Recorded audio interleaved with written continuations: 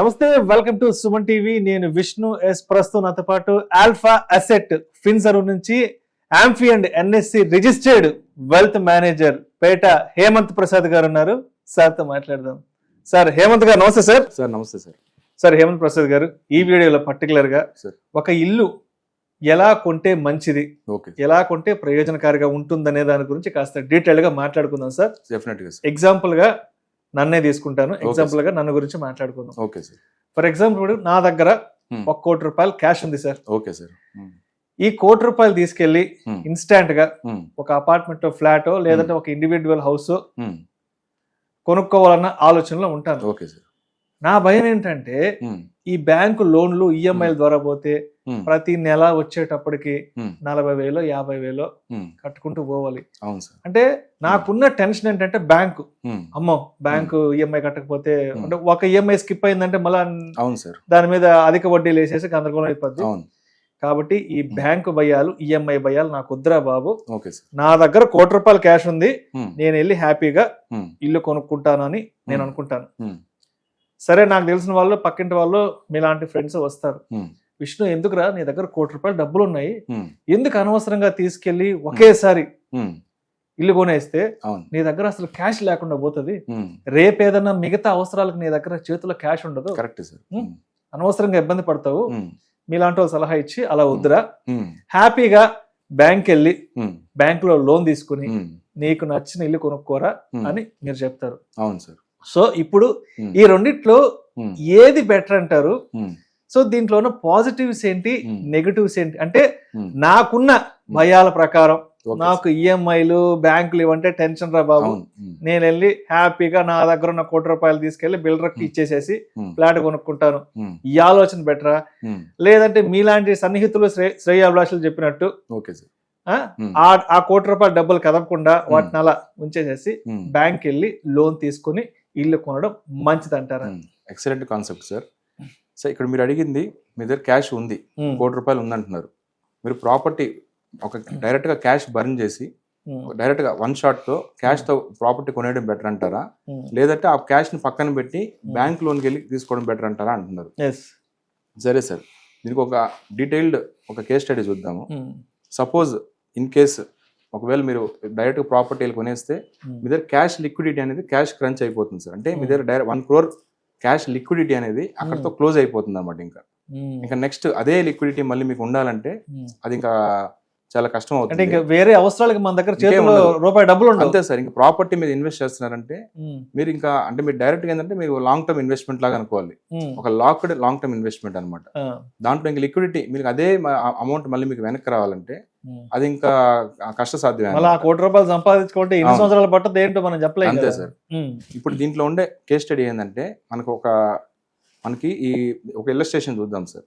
దీంట్లో ఏంటంటే కండిషన్స్ ఏంటంటే ఇప్పుడు మీరు పర్చేజ్ చేసే ప్రాపర్టీ అనేది మీరు రెంట్కి ఇస్తున్నట్టు అనుకోవాలన్నమాట. రెంట్కి ఇచ్చే పని అయితే ఈ కేస్ స్టడీ మనకు వర్కౌట్ అవుతుంది.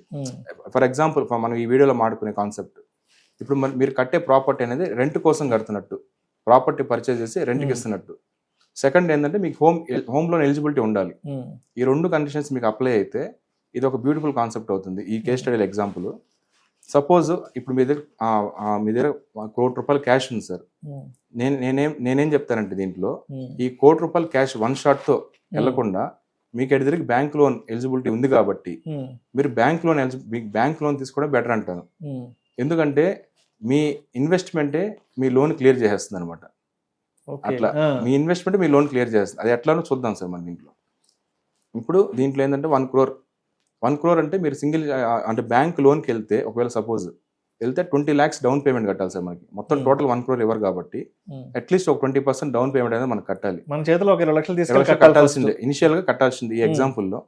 అది కాకుండా ప్లస్ 8 lakhs అనేది మనకి ఇంటీరియర్ డిజైనింగ్ అనేది మనకు ఖర్చు అవుతుంది. అప్రాక్సిమేట్ గా మన అజంప్షన్ తీసుకుంటే 8 lakhs వచ్చి ఇంటీరియర్ డిజైనింగ్ వేసుకోండి.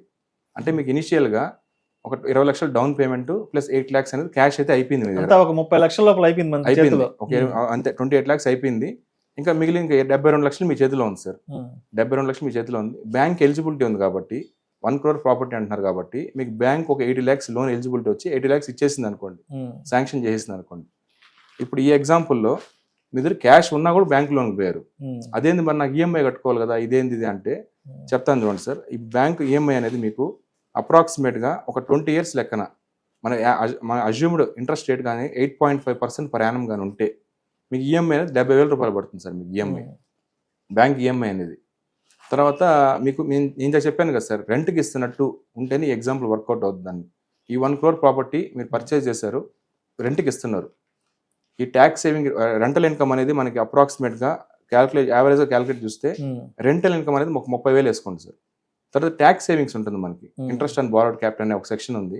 దాంట్లో ఒక 10,000 మీకు సేవ్ అవుతుంది అనుకోండి ఇండైరెక్ట్గా. సో ఈ రెంటల్ ఇన్కమ్ అనేది 30,000 పర్ మంత్ ప్లస్ ఈ ట్యాక్స్ సేవింగ్స్ మొత్తం కలిపితే ఒక 40,000 మీకు బ్యాక్ వస్తుంది అనమాట. మీకు అర్థమవుతుంది సార్. ఈ 70,000లో 40,000 మీకు through rental income and tax savings మీకు బ్యాక్ వస్తుంది. అంటే మీకు నెట్గా పడే ఈఎంఐ ఇంకా మీ జోబు నుంచి మీకు తీసి కట్టాల్సిన ఈఎంఐ అంత బ్యాంక్కి 30,000 పర్ మంత్. ఈ 30,000 మీరు కడతారా అంటే కట్టరు సార్. మీ ఇన్వెస్ట్మెంట్ మీకు పే చేస్తుంది. అది ఎలానో ఇప్పుడు మనం చూద్దాం. ఇప్పుడు మీ దగ్గర ఇందాక ₹1,00,00,000 క్యాష్లో 28,000 ఆల్రెడీ మీరు పెట్టేశారు డౌన్ పేమెంట్కి, ఇంటీరియర్ డిజైనింగ్కి. ఇంకా మీ దగ్గర ఎంత ఉంది? 72 లక్షలు ఉంది. ఈ 72 లక్షలకి ఇన్వెస్ట్మెంట్ ఆప్షన్ ఒకటి అవైలబుల్ ఉంది సార్ మనకి. దీన్ని సిస్టమాటిక్ విత్డ్రాయల్ ప్లాన్ అంటారు. SWP ఆప్షన్ దీనికి మనం సెలెక్ట్ చేసుకుని ఈ 72 lakhsకి అప్పుడున్న మనకి మీ త్రూ గైడెన్స్ ద్వారా, త్రూ AMFI రిజిస్టర్డ్ డిస్ట్రిబ్యూటర్ ద్వారా, త్రూ SEBI రిజిస్టర్డ్ అడ్వైజర్ ద్వారా మీరు గైడెన్స్ తీసుకొని మీరు ఆ SWP ఆ పోర్ట్ఫోలియో అనేది డిజైన్ చేసుకొని మీరు కానీ దాన్ని యాక్టివేట్ చేసుకుంటే ఈ 72 lakhsకి యావరేజ్గా అంటే లెస్ దాన్ 6% మీరు విత్డ్రాయల్ పెట్టుకున్నా కూడా నెల 30,000 ఈ 72 నుంచి తీస్తుంటారు. ఓకే. ఇటు నుంచి మీ rental income half EMI pay చేసేస్తుంది, అటు నుంచి SWP రిమైనింగ్ 30,000 పే చేసేస్తుంది. మీ జోబులో నుంచి 1 రూపీ కూడా మీరు పే చేయట్లేదు సార్. అర్థమైంది సార్ మీకు? అంటే పే చేయట్లేదు. రెంటల్ ఇన్కమ్ ఒక పోర్షన్ ఆఫ్ ఈఎంఐ పే చేస్తుంది, ఇటు SWP నుంచి 30,000 పర్ మంత్ వస్తుంది. సో ఇట్లా కానీ చూసుకుంటే ఆఫ్టర్ 20 years మీ బ్యాంక్ లోన్ అనేది క్లోజ్ అయిపోతుంది. ఆఫ్టర్ 20 years బ్యాంక్ లోన్ అనేది క్లోజ్ అయిపోతుంది.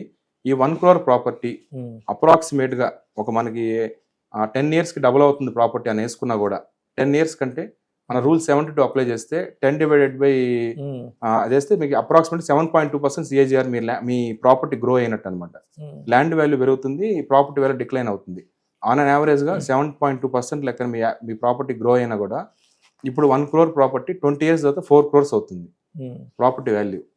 అది ఇప్పుడు ఇంకా మీరు SWP ఇన్వెస్ట్మెంట్ ఉంది కదా, ఈ SWP ఈ 72 లక్షల వాల్యూ అనేది అది దాదాపు 4.85 crore అయిపోయి ఉంటుంది. ఏంది మీరు డ్రా 30,000 అట్లా డ్రా చేస్తూ మీరు EMI పే చేసినా కూడా ఈ 72 లక్షల వాల్యూ అనేది 4.85 crore అయిపోయి ఉంటుంది సార్ అది. సో ఇప్పుడు మీరు ఒకవేళ ఇన్ కేస్ క్యాష్తోనే కొని ఉంటే మీకు 4 కోట్లు మాత్రమే మిగులుతుంది. మీరు ఈ ఆప్షన్ ద్వారా పోయారు కాబట్టి ఈ 4 కోట్లు ప్లస్ SWP వాల్యూ 4.85 crores రెండు కలిపితే 8.85 crores మీకు వర్కౌట్ అయినట్టు సార్ ఇక్కడ. సో ఈ ఆప్షన్ ద్వారా ఆప్షన్ 1 మీరు డైరెక్ట్ క్యాష్ బర్న్ చేసేస్తే ఈ ఎక్స్ట్రా 4.85 crore మీరు మిస్ అయిపోయినట్టే కదా. ఈ ఆప్షన్ ద్వారా మిస్ అయిపోయినట్టు. మన దగ్గర ఉన్నటువంటి ఆ ₹1,00,00,000 అంతే ఒక 28 lakhs మనం ఖర్చు పెట్టుకొని అవును మిగిలినటువంటి ఆ 72 lakhs మనం ఇన్వెస్ట్మెంట్ మోడ్ లో చేసుకుంటే రైట్ ఓకే దాన్ని SWP పైన కన్వర్ట్ చేసుకొని ఈ విధమైన బెనిఫిట్ మీరు తీసుకుంటే SWP అనే ప్రోడక్ట్ ఆబ్వియస్ గా long term sir. Long term అనేది మనకు లాంగ్ టర్మ్ ప్రోడక్ట్. అంటే మన షార్ట్ టర్మ్ కి అది వర్కౌట్ అవ్వదు. ఎట్ మీరు 20 years బ్యాంక్ లోన్ పెట్టుకున్నారు, 20 years ఇది డ్రా అవుతూ ఉంది.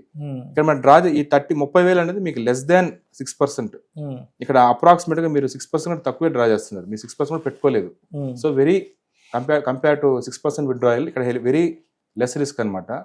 సో మీరు 30,000 డ్రా చేస్తూ కూడా ఆ 72 లక్షల వాల్యూ అనేది 4.85 crore అయిపోయి ఉంటుంది.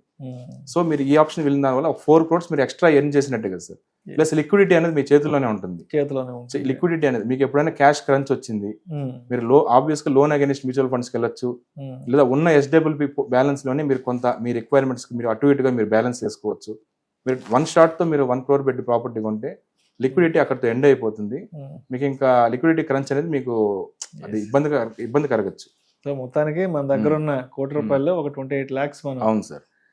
అంటే ఆ 28 lakhs లో ఒక 8 lakhs ఇంటీరియర్ కి 20 lakhs డౌన్ పేమెంట్ కట్టుకుంటే మిగతా 72 లక్షల్ని మనం మ్యూచువల్ ఫండ్స్ లో ఇన్వెస్ట్ చేసుకుని SWP దాని నుంచి వచ్చే ఇన్కమ్ ఈ రెంటల్ ఇన్కమ్ ఈ రెండు మీ బ్యాంక్ లోన్ క్లియర్ చేసేస్తాయి. మీ జోబులో నుంచి మీరు కట్టాల్సిన పని లేదు, మీరు బ్యాంక్ ఈఎంఐకి భయపడాల్సిన పని కూడా లేదనమాట.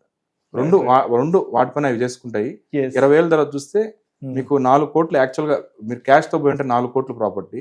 ఈ రూట్ల ద్వారా పోయారు కాబట్టి ఎస్డబ్ల్యూ రూట్ ద్వారా పోతే మీకు 8.85 crore వర్కౌట్ అవుతుంది. Right. Thank you so much Hemanth Prasad. Thank you sir. చాలా మంచి బెస్ట్ ఇన్వెస్ట్మెంట్ ఆప్షన్ గురించి చెప్పారు. ఎందుకంటే నాలాంటి వాళ్ళు చాలా మంది భయపడుతుంటారు, అరే చేతిలో క్యాష్ ఉంది కదా తీసుకెళ్లేసి మొత్తం కొనేద్దాం అనుకుంటారు.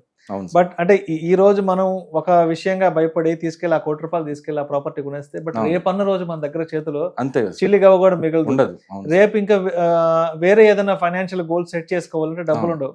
అంటే ఇప్పుడు ₹1 కోటి బట్టి ఇల్లు కొనేసిన తర్వాత రేపు ఏదైనా కార్ కొనుక్కోవాలంటే మళ్ళీ పోయి బయట ఎక్కడ అప్పు తెచ్చుకోవాలి, లేదంటే ఇంకేదైనా ఒక లాంగ్ వెకేషన్ ఫ్యామిలీతో వెళ్ళాలంటే చేతిలో డబ్బులు ఉండవు, ఇంకేదన్నా వేరే ప్రాపర్టీ కొనాలంటే డబ్బులు ఉండవు. సో కాబట్టి మనకున్న ₹1 కోటి ఒక 28 లక్షలు లేదంటే 30 లక్షల్ని మనం ఇలా యూటిలైజ్ చేసుకుని మిగతా 70-72 lakhs కనుక మ్యూచువల్ ఫండ్స్ లో ఇన్వెస్ట్ చేసుకుని ఎస్డబ్ల్యూపీ యాక్టివేట్ చేసుకుంటే దాని ద్వారా వచ్చే అమౌంట్ తో మనం హ్యాపీగా ఈఎంఐ కట్టుకోవచ్చు. మెయిన్ పాయింట్ ఏంటంటే మీకు లిక్విడిటీ ప్రాబ్లమ్స్, అంటే ఇక్కడ లిక్విడిటీ అనేది ఉంటుంది. మీకు లోన్ అగైన్స్ మన గోల్డ్ లోన్ మీద ఎట్లయితే తీసుకోవచ్చో, ఇక్కడ మీ mutual funds SWP portfolio disturb చేయకుండా రేపు ఏదైనా మీకు అవసరం వస్తే లోన్ అగైన్స్ మ్యూచువల్ ఫండ్స్ ద్వారా ఈ 72 లక్షల్లో మీకు 45% ఈక్విటీ ఫండ్స్ అయితే 45%, డెట్ ఫండ్స్ అయితే అప్ టు 70% వరకు మీకు లోన్ అగైన్స్ మ్యూచువల్ ఫండ్స్ అనేది వస్తుంది అనమాట. అంటే 72 లక్షల్లో డివైడ్ బై ఒక హాఫ్ వేసుకున్నా కూడా దాదాపు 30 లక్షల లిక్విడిటీ మీ చేతిలో ఉన్నట్టు. మీరు ఎప్పుడు కావాలంటే అప్పుడు 30 లక్షలు మీ చేతిలోకి వస్తుంది. మీ నీడ్ అయిపోయిన తర్వాత దాన్ని క్లోజ్ చేసేసుకోవచ్చు. మీ ఇన్వెస్ట్మెంట్ అనేది ఇక్కడ డిస్టర్బ్ అవుతుంది sir. Right sir. Thank you so much Hemanth Prasad గారు. Thank you sir.